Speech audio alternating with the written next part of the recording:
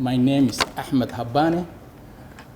I'm the Director of Planning, Coordination and Partnerships in IGAD Secretariat. It is very important to start with to say something about IGAD. What's IGAD? At least to refresh our memories of what it stands for. IGAD was established way back in 1981 as the Intergovernmental Authority on Drought and Development, and it was the first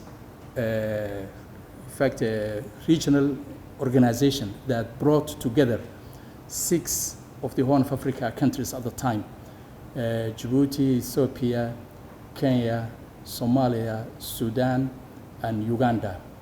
And the leaders at the time were encouraged by the General Assembly of the United Nations way back in 1980 to have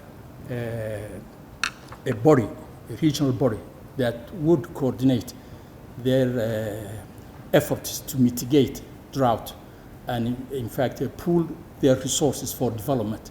So it was the first effort the region has made to realize such a thing. The only preceding organization, IGAD, was DLCO, Desert Locust Organization, which was established by FAO way in the 50s, I think. It was much older than IGAD. But that one included Tanzania as a member. The first Horn of Africa region organization was IGAD, that had the largest number of member states then. They were focusing on 2 aspects of mitigating drought and drought effects, natural disasters, and man-made disasters as well, and development. In 1996, with the change that took place in Ethiopia, in Somalia, new countries like Eritrea coming to the scene, they revisited the mandate and felt that it was high time that the region go beyond those 2 areas that they were focusing initially on and go on to regional integration as well as into peace and security issues. And the IGAD mandate was modified. The name was also changed to IGAD Wendy, the one we have it now. And we focused on 4 priority areas: agricultural development, food security, fisheries as a pillar, and then economic integration and social development as a second pillar, peace and security, and corporate development. The IGAD mandate encompasses all those nice issues and excellent issues that the AU itself covers. So maybe when it is in the document, we just address on these main issues: food security, agricultural development, environment, regional integration, infrastructure development, energy, peace and security, and so on and so forth. But in essence, we address all those sustainable development goals at large, and all those aspirations of the AU, the 7 of them, and 17 goals of the AU Agenda 2063. Structurally, IGAD is headed by a summit composed of heads of state and governments. And then we have a council of ministers, mostly from the ministers of foreign affairs and some line ministers. And then we have committee of ambassadors, and we have the technical arm of the organization, which is the secretariat where we are sitting now. The secretariat implements the decisions and the decisions of the council and the summit. And for that matter, they are responsible for concretizing the aspirations of the region. The secretariat is composed of directorates that are here at the headquarters and specialized institutions spread all over the region. Here in Djibouti, we have this site and I think 3 more sites, and 1 specialized institution for diplomatic studies, and we have another one for conflict counter violent extremism, and then the secretariat where the executive secretary sits in. In Nairobi, we have ICPAC, IGAD Climate Prediction and Application Center, which is a really world-class center, which is a center of excellence, not for IGAD only, but the AU and the WMO, they all recognize it as a center of excellence. And then we have ICBALD, which is focuses on pastoral areas and dryland areas. And we have health and nutrition center also, Dr. Fatima and her team.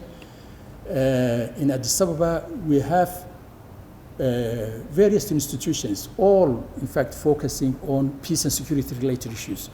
In fact, our director of peace and security and counter-terrorism and C1, all of them are based in Addis Ababa.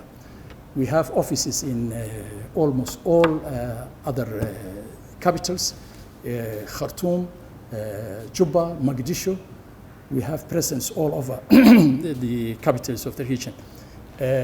Besides, we have special envoys, one for Somalia and one for South Sudan. And both of them are based in Addis Ababa. Ethiopia plays a very key role in IGAD.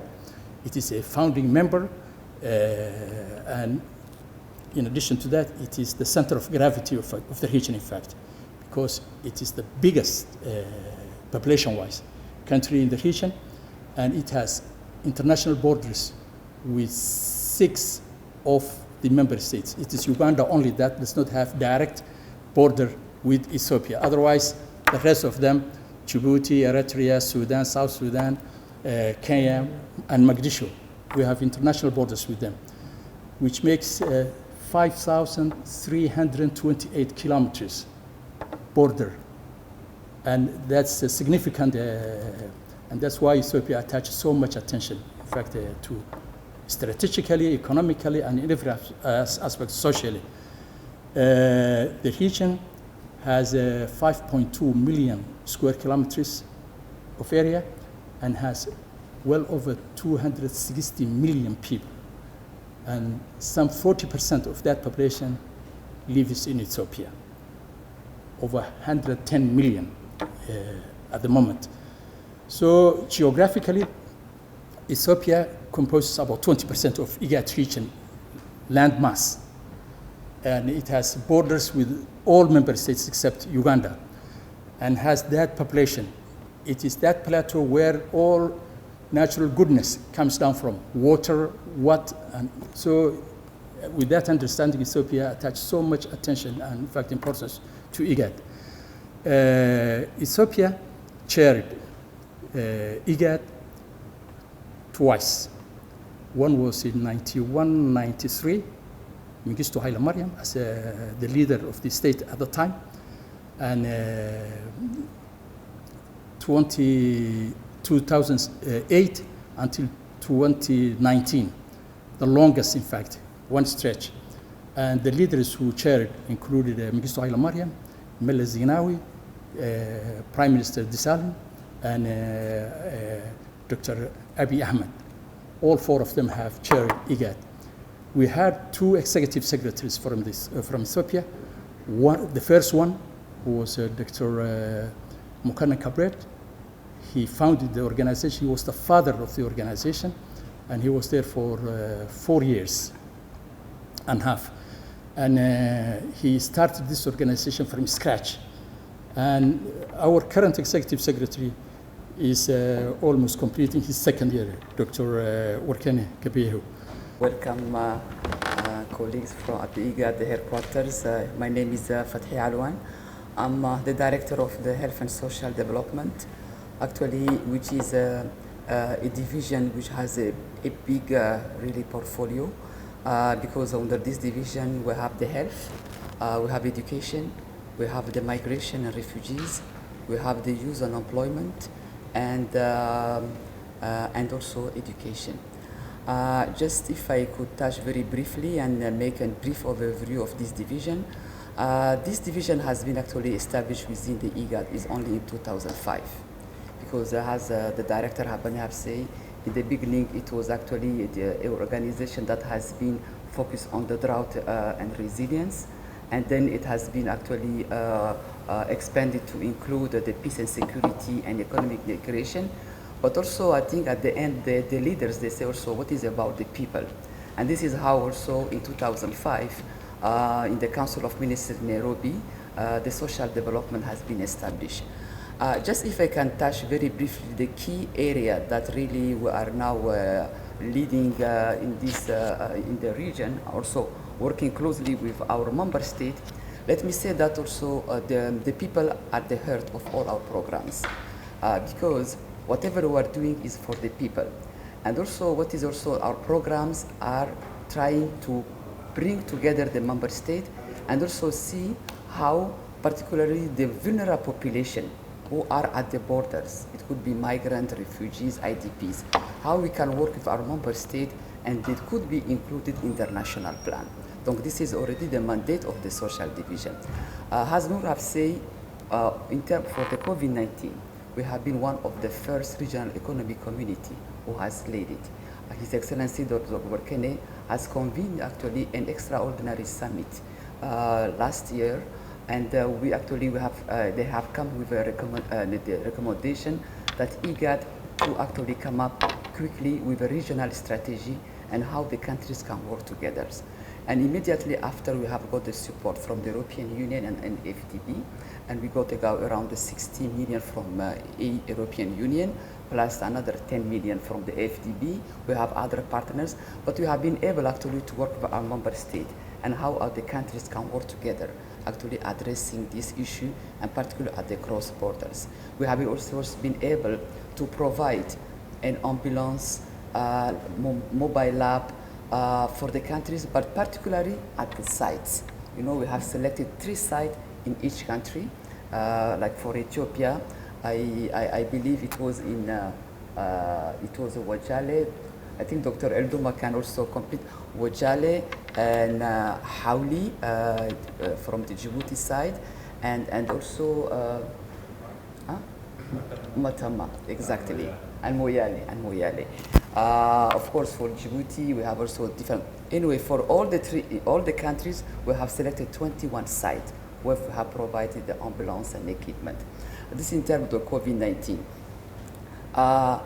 I believe also you are also aware we have also just launched and establishing a regional cancer center in Addis Ababa. I'm sure it has been very well covered, and this has been an initiative between IGAD, also the health, and also our diaspora outside the country, in particular America. And we have been also given by the Ethiopian government a big land, and also we are mobilizing actually resources to actually put in place this center that will be linked to the different national programs of cancer in the 7 respective countries. Dr. also Elduma will actually provide more. Regarding also, we have a big program regarding education. Education, we have actually what we call the Djibouti Declaration. Djibouti Declaration is actually a recommendation that the head of state, when they went to New York, and they said that they want to actually to commit themselves in providing education for refugees. Many countries actually have made commitment, like Djibouti, Ethiopia, Kenya, Uganda. And when we came back, actually, we have convened as the IGAD a regional meeting in Djibouti on how the countries can work together in providing education for refugees. Ato Kabede, Dr. Kabede is there. Thanks, actually, we have a declaration our ministers have signed, and also we have been supported by different partners, and also we are working with the member state, with the refugee camps, the Commission for Refugees in the respective countries, the Ministry of Education, how also we can handle this education for the refugees. The other actually important point that also I will leave also my colleagues actually that will go in is the issue of migration. Migration, as we all know, is an important commodity issue for our region. Our region is a country of origin, country of transit, and also destinations. So what we actually is that has the IGAD, we have been also the first regional economy community who has actually come up to develop an IGAD regional policy framework, which is a comprehensive, in line with the African Union, but also taking into account the context of IGAD. We have established a platform for our different expert ministers, and also we are also working very closely with the countries. We have a big program running, but of course, for the interest of time, I will not go too much. And also in Djibouti, we have established a big center of migrations. We have many staff also working. For the refugees, I think this is also another area that we have been working with the member state.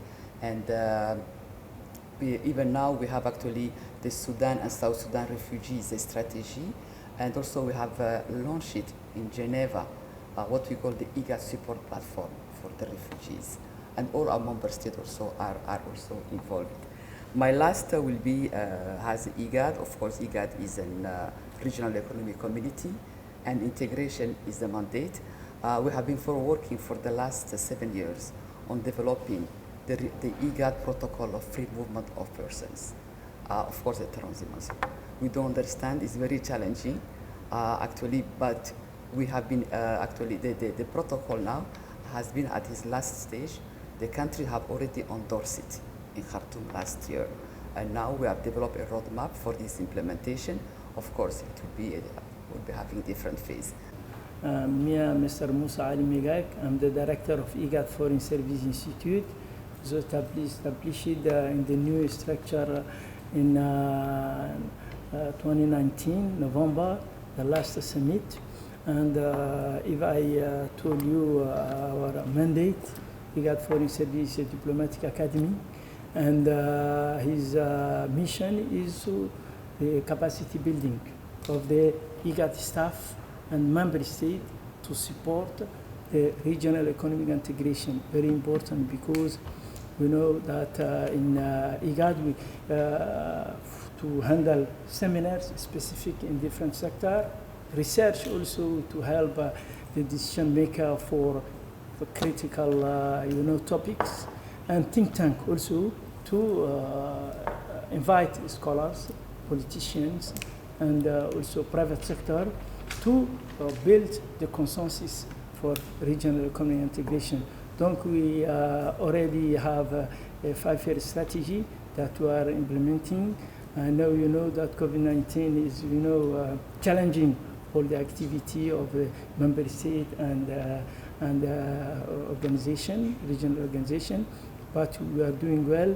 So even our representative in the member state, the diplomatic academic, who's linking the foreign affairs. So when we are inviting the member state for the topic, because we should, in our strategy, we focus to develop the debate sector by sector, economic, trade, monetary, to help the member state to have the idea in the different options, what kind of organization, custom union or free trade area. Donc this is also, we are working is a transversal issues. Donc you are working with the different departments, economic, agriculture, or planning, or other. Donc is very important to develop the knowledge and try to see the sector that we have the weakness. Now our most achievement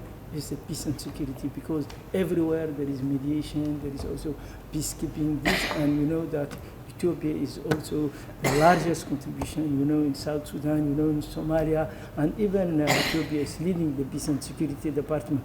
Very important, hosting also in, and we also work closely with this department, because it's where we have our strengthening, very important.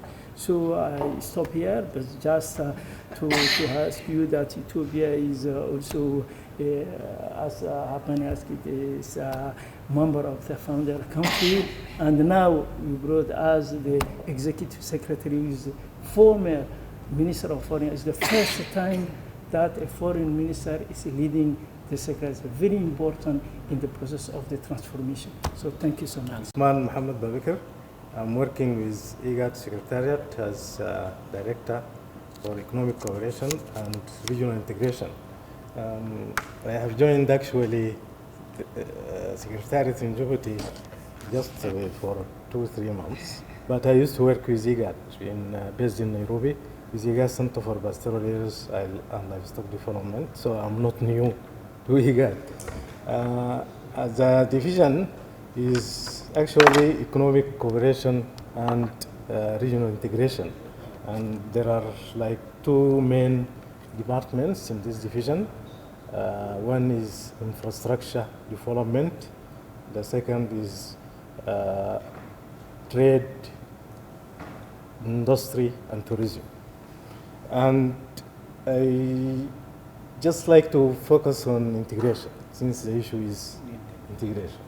Integration, as you know it, and we know it, as a set of interventions that, if implemented, can result in tangible outcomes or achievements. These achievements will serve our member states, IGAD member states, and in particular, the population or the people living in these countries.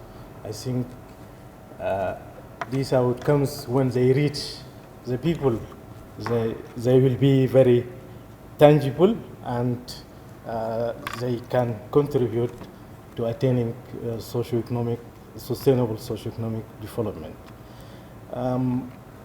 So integration, it can be social, it can be economic, it can be political, and we can also think about it sector-wise. I mean, that is why we have agriculture, climate, livestock, pastoralism, we have resilience, drought, resilience initiative. We have so many things that is, all of them contributed to this regional integration. So when you look to economic side of it, if to focus on the economic side of integration, it is actually creating or contributing to the creation of a single, unified, open, and competitive regional economic market. And we are now thinking about this unified and competitive regional economic market in relation to two major realities. One maybe is the global COVID-19 pandemic. The second, for us as REC, as regional economic community, is the issue of African Continental Free Trade Area, which is relevant to our division and to all of us, to other divisions as well.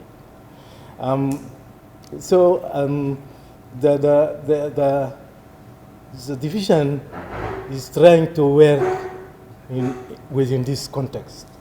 And in terms of achievements, I would like to focus on like three main issues. Then later we can elaborate on them. The first one maybe is, and it will contribute to that single, unified, and competitive regional economic market.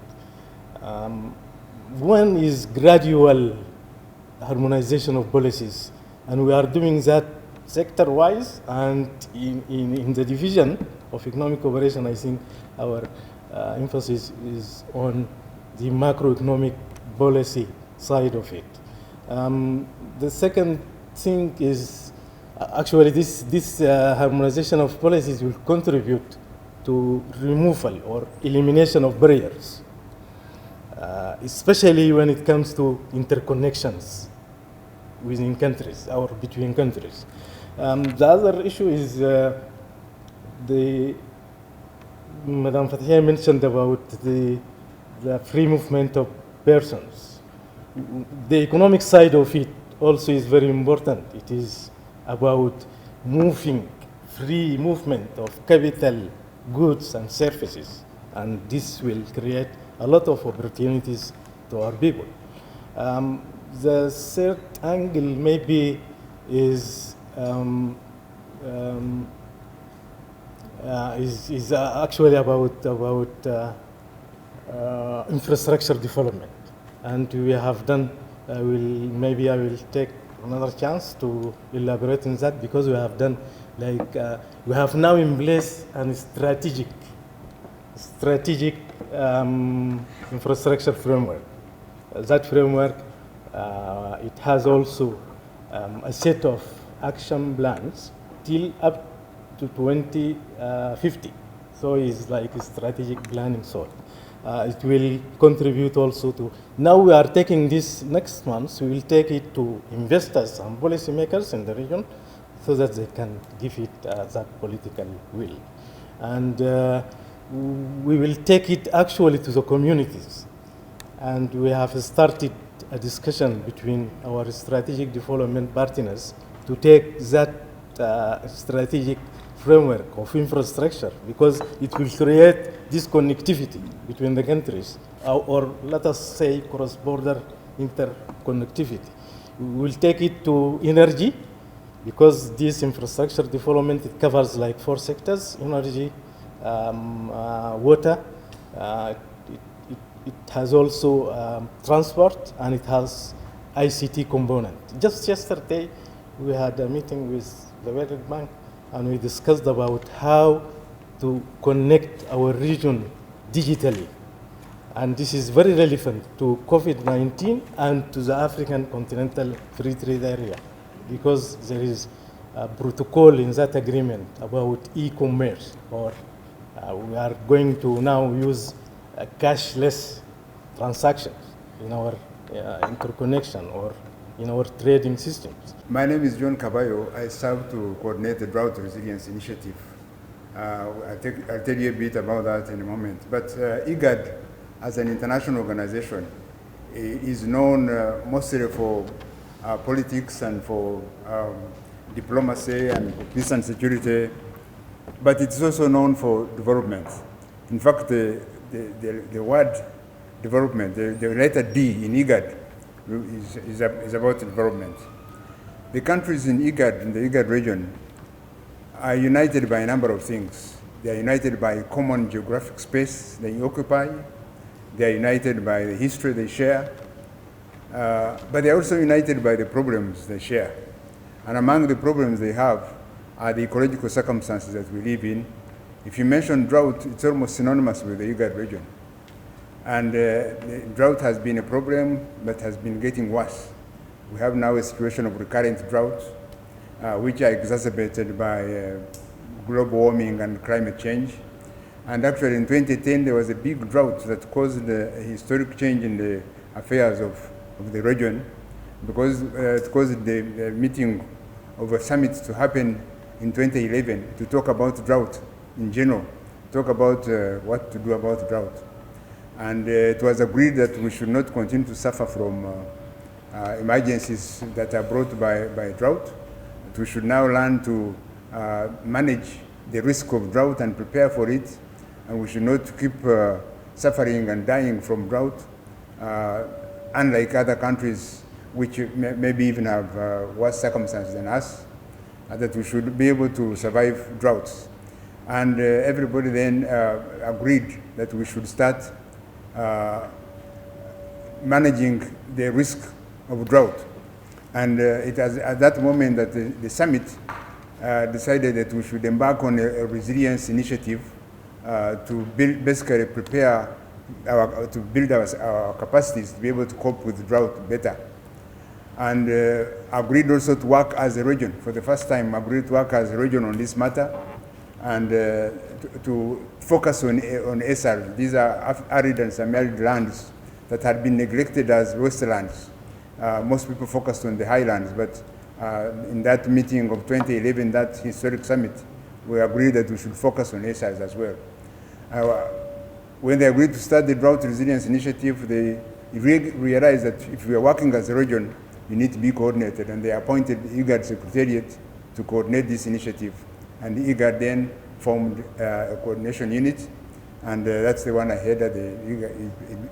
We call it the IGAD Drought Disaster Resilience and Sustainability Initiative, IDRISI, and we have an IDRISI Platform Coordination Unit. So IGAD did two things. They formed a platform that encompasses all the countries and all the partners involved in drought management and investments, and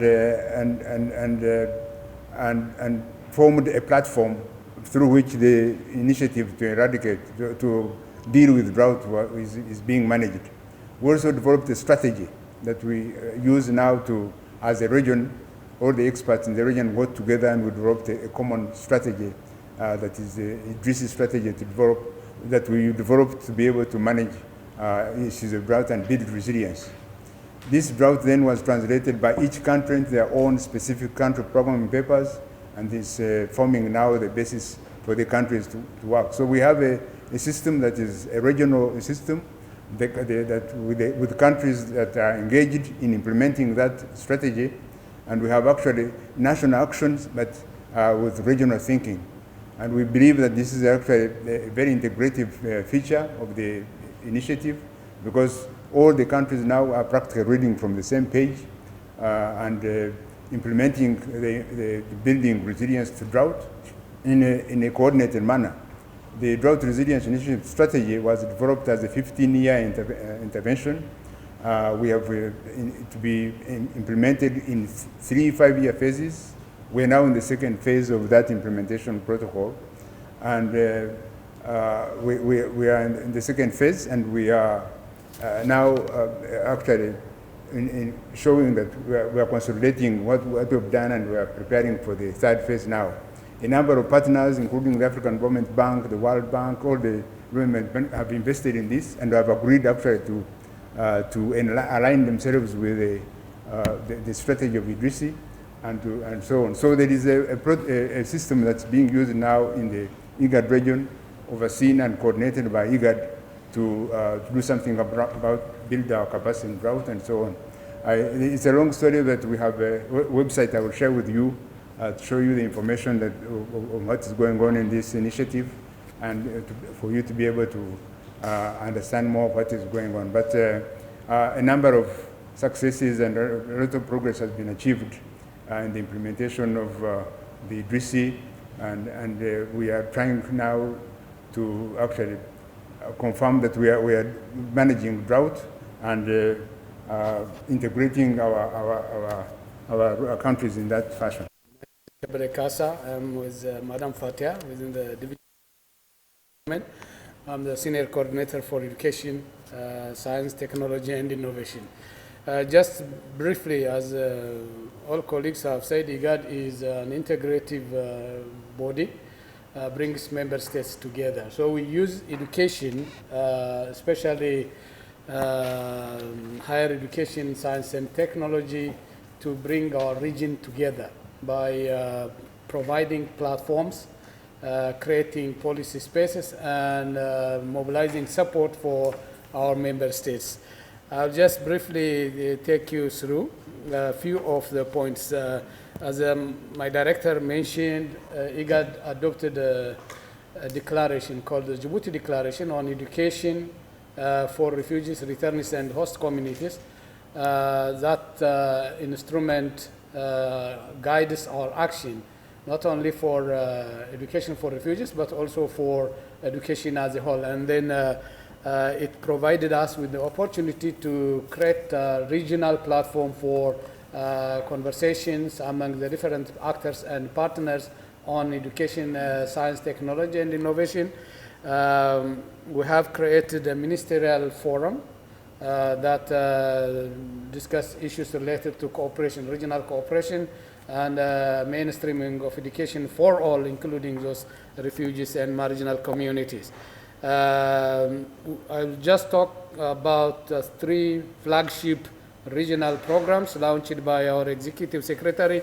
One is the regional scholarship scheme, which was launched in April this year. His Excellency Dr. Orkane launched that initiative at the first IGAD University Forum in Jijiga, Ethiopia. The second one is a regional teacher training program, which we launched this month. We are training teachers as a pilot phase for 3 countries, Ethiopia, Sudan, and Uganda. We will scale that up after the first lessons, which will end in December.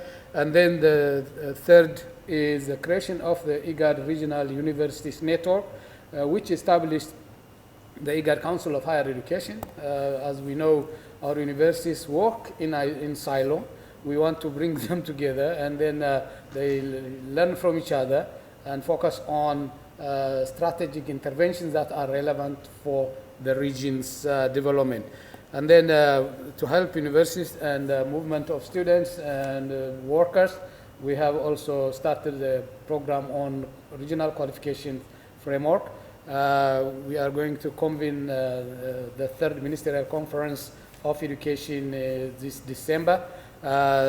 We hope some of these integrative instruments will be very vital for the development of the region, peace, security, and stability. Thank you.